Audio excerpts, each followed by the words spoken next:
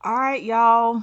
Hey, so I'm Dana, and I've been feeling like I should have created this page a long time ago. But I think that it is finally time for me to tell my story. So, let's just go. Let's start from the beginning. So, I live in North Carolina now. I'm from a small town in North Carolina, and currently I live in Charlotte, North Carolina, which is like one of the biggest cities in the state. So I grew up two-parent household, Christian family household, like always went to church, three times a week, holiness, church denomination or whatever. So I did know about God and Jesus and all of that. Smart girl. So I always made good grades in school or whatever. Um, and I would say like I had a pretty decent childhood. Like looking back, like my childhood was pretty amazing. My parents took care of us. They were always there for us. Um, Everything just seemed perfect. So after growing up or whatever, getting out of high school, I went to college. I went to Carolina. Go Tar Heels. Let's go. And I graduated from Carolina, so let's not get confused. I ain't just go. I graduated too. But graduated from Carolina or whatever. Had a nice time in college. I was in the gospel choir in college. I met a lot of friends in college. Pretty decent time of my life. So then I graduated from college and I worked a job for a year. And when I was working that job, I felt like, you know how sometimes you feel like you're too smart to be in certain places and certain positions, like there's something better for you. So that's how I started to feel.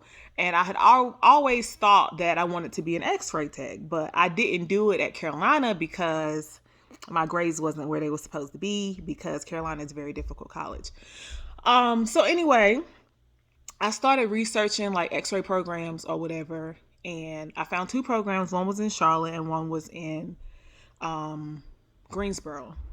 But in the application process, the Greensboro program got shut down. So anyway, all we had left was this program that was in Charlotte. So I applied. I didn't think I was going to get in because I didn't have a whole lot of options. It's only school. So I applied and went for interview and got accepted.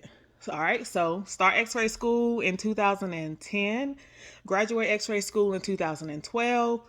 Um, in that time, like from probably like age 14 or 15, always had struggles with men. Always had struggles with my identity. Like always had struggles with thinking like or wondering like whether men were gonna like me or not, or whether they thought I was attractive or not. So in and out of relationships with different men who never like lived up to my idea for a man. My idea that was kind of set by my father, who was a hardworking man, like humble, always there, like always supportive, always just in the home, like in the home, like a hard worker, God following man. You know what I'm saying? So I'm sitting here out here trying to find my identity in attention from various men. Of course, that led me into cycles and cycles of relationships that were dead, like that were not going to lead anywhere. So I ended up, I prayed. Oh, what year was it? February. It was a little bit before February, but I can't remember the year, but I remember praying, Lord, please send me a boyfriend before Valentine's Day or before my birthday. My birthday is February 16th. So I wanted a boyfriend before then because I was tired of being single. When I tell you that the Lord ain't the only one hearing your prayers, the Lord is not the only one hearing your prayers. Okay. So after that prayer, me and my friends had went out for one of my homegirls' birthday. And I met this guy.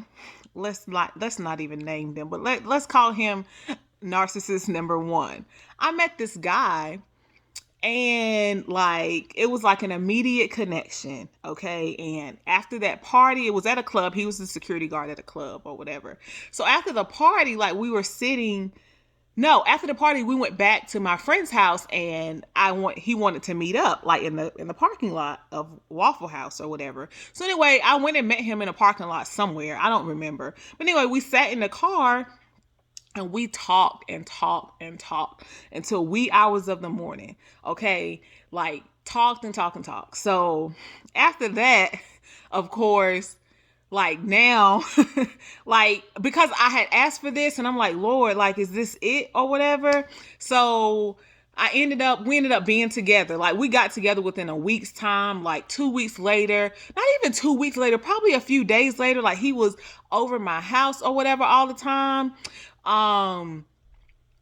Child, end up finding out the truck that he was driving wasn't even his. Like he sold me this story of him being with the wrong woman or whatever, and he was just trying to find a way out. Like it was his house, but he wanted to leave her the house because he didn't want no drama or whatever. So I mean, thinking that, oh my God, this, because okay, he was fine too, and he was tall. Okay, so I got real distracted.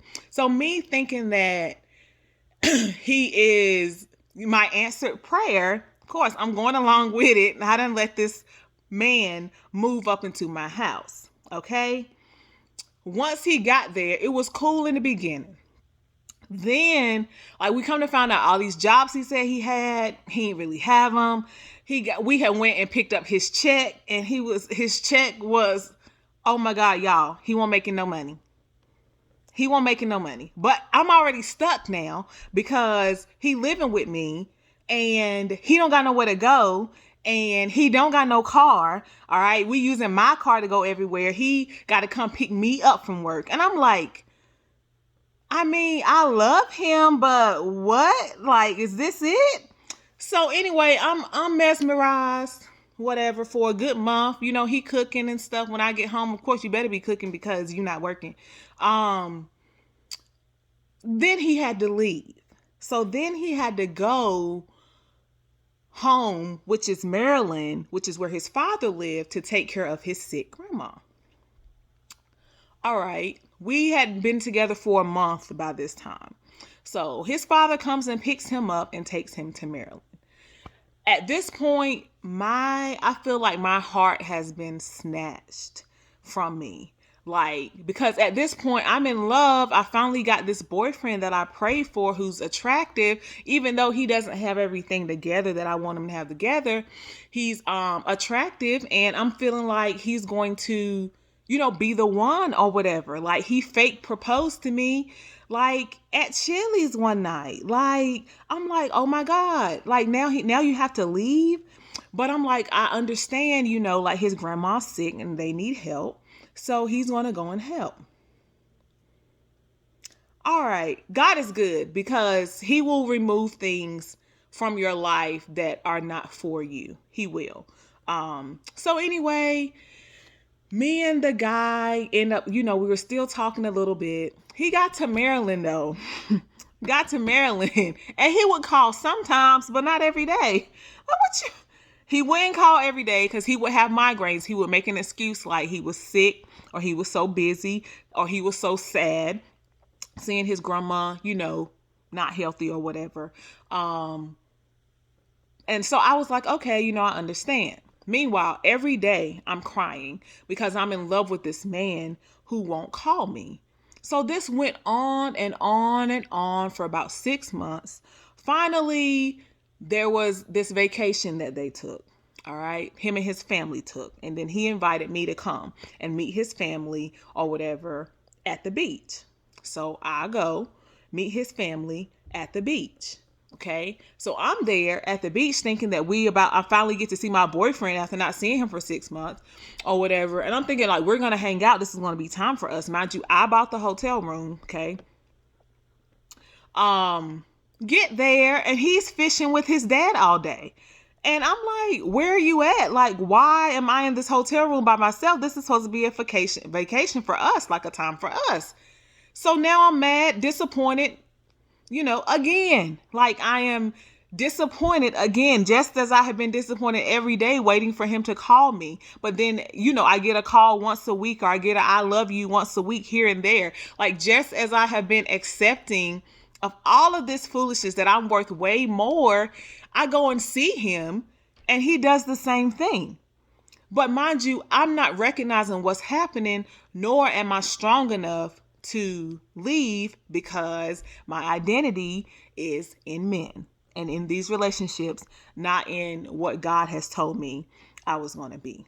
So I think I'm going to wrap this first story up, leaving off at narcissist number 1 at the beach.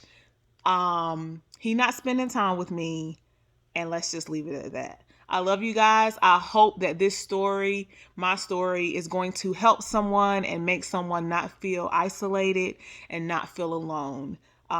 See you guys in the next video. Bye.